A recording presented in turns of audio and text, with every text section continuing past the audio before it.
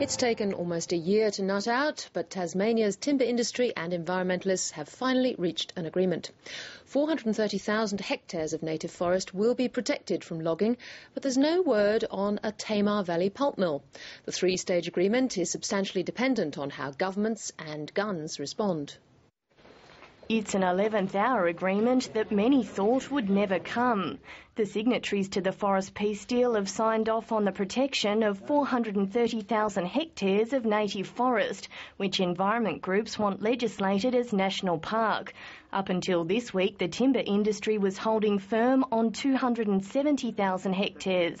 Environment groups had wanted more than 570,000. We now have a formalised agreement with some ambition in there for conservation outcomes people never would have thought possible. It's a compromise agreement, as most agreements are. It's dependent on Gunns' recently sold Triabunna woodchip mill continuing to operate and the Southwood and Somerset mills, which are earmarked for closure, remaining open.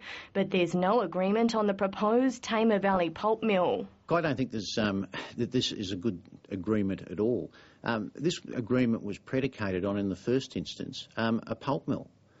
That has been taken off the table. The agreement relies on the continuation of all wood supply contracts guaranteed under the Statement of Principles. The supply of high-quality sawlog necessary to meet existing contracts is 155,000 cubic metres per annum. Tar-An requires 265,000 cubic metres of peeler veneer, and the industry claim for special species timbers is 12,000 cubic metres.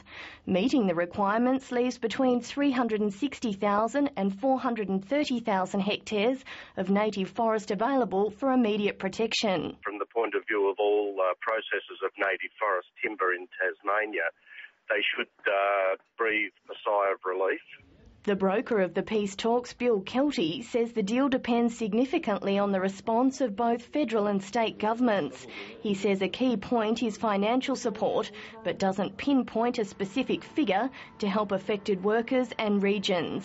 We as a government now need to work through whether or not we can turn this agreement into something that works for conservation and jobs in Tasmania.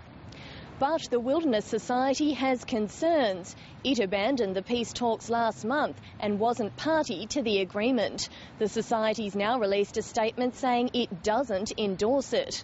The Premier Lara Giddings wasn't available for an interview but welcomed the agreement. She'll receive a briefing from Bill Kelty tomorrow. Anna Yard with that report from Hobart.